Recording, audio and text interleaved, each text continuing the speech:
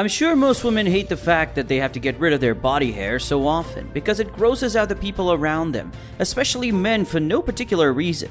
However, there was a time when it was considered perfectly normal for women to look like this, and this. Welcome to Business Absolute. Today we are going to uncover the shocking manipulation tactics used by Gillette which made everyday life for women very uncomfortable. Before discussing Gillette's role in the whole situation, we'll have to take a short trip down the history books and understand the history of body hair removal. We will then go on to discuss the shocking strategies Gillette used to convince women that they have to shave. Queen Elizabeth I of England was the fashion and beauty trendsetter in the West who first popularized hair removal in England in the later stages of the 1500s. This practice was restricted to facial hair and focused on hair removal from the upper lips and eyebrows in order to make the forehead look bigger. But in the 1800s, this practice had spread to other Western countries as a woman's face was considered a representation of a character. This encouraged a smooth, spotless, and porcelain-like look, which demanded that women practice their hair removal from their faces. However, till the 1800s, Victorian fashion, which looked a lot like this, which ensured that women's body was completely covered until the neck, so women didn't have to shave their body hair up till this point in time. Be sure to stick around to understand how Gillette's greed for increasing their profits soon tricked women to start shaving their body hair. It was in the late 1800s that Gillette came into the picture, when King Camp Gillette created the first modern-style safety razor that used disposable blades in 1890. However, this razor was only for men. After his razor were in high demand amongst the men, Gillette wanted to grow his business and double his market size by including women to their customer base. King Camp Gillette then started working on the idea for a razor for women in the late 1910s. It was the change in fashion that discarded the long sleeves and reduced the hemline of the dress that women wore in the mid-1910s. That gave Gillette the perfect opportunity to introduce the concept of shaving body hair to women. In 1915, Gillette introduced the Milady Decollete razor. We will now discuss the three major marketing strategies that Gillette used to manipulate women into believing that the new fashion called for them to shave their hair on their body and used Milady Decollete razor. The first strategy was to use advertising to correlate shaving with the latest fashion, and Gillette did this by heavily advertising in fashion catalogs, like the famous Sears Roebuck fashion catalog. The first advertisement for Milady Decollete razor was a 1-inch long ad that was published in the famous Harper Bazaar fashion magazine. This was followed by heavy poster and hoarding campaigns. Gillette also started an advertisement campaign that discouraged women from having underarm hair in magazines like McCall's Magazine, which was a famous fashion publication in America. Underarm hair was deemed as public enemy number 1 for women. Gillette basically created a new problem in the eyes of women in order to increase their sales and essentially double their customer base. The second strategy that Gillette used was the effective and repetitive use of certain types of words and language in their advertisements to cement the idea of shaving body hair in the mind of women. They created a clear psychological divide between what it meant to be a man and what it meant to be a woman in those times. They wanted to associate the shaving of body hair with the identity of being a woman in modern society. They harnessed the power of using specific words for the process of hair removal. For example, Gillette's earliest ads had the word smoothing and not shaving, which is a masculine process. They wanted to ensure that the process of body hair removal for women was associated with femininity, and this was done by repeating the use of the word smoothening.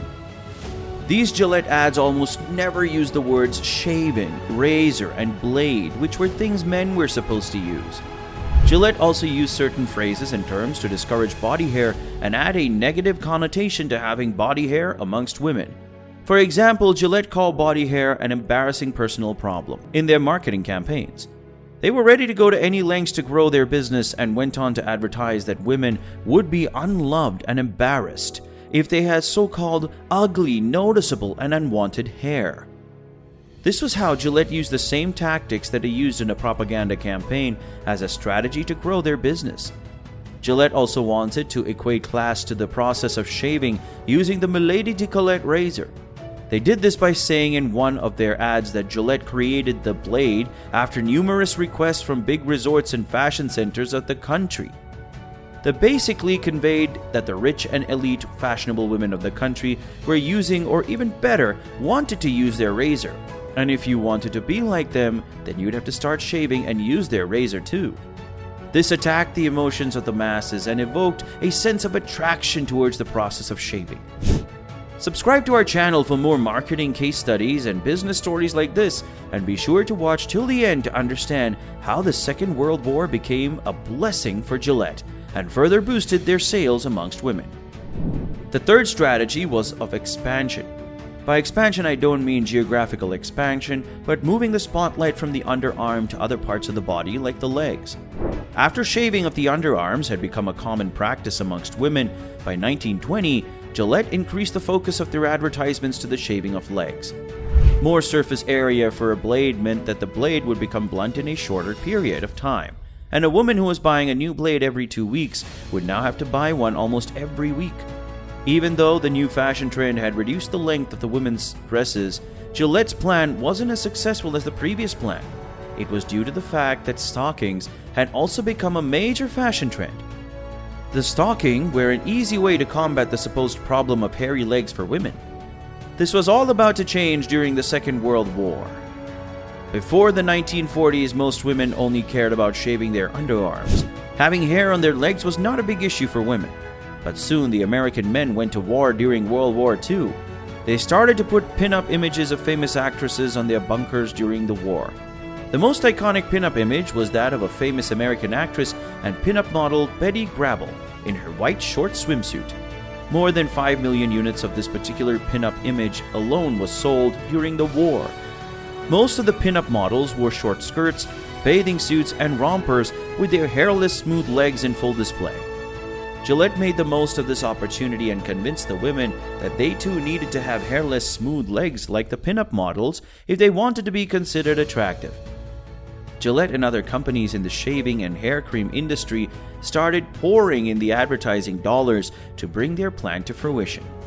The war also resulted in the rationing of nylon and silk to make parachutes and uniforms for the soldiers. These were the main materials used to make stockings. The shortage of stockings to cover up the hair on their legs further promoted the culture of shaving of legs for women.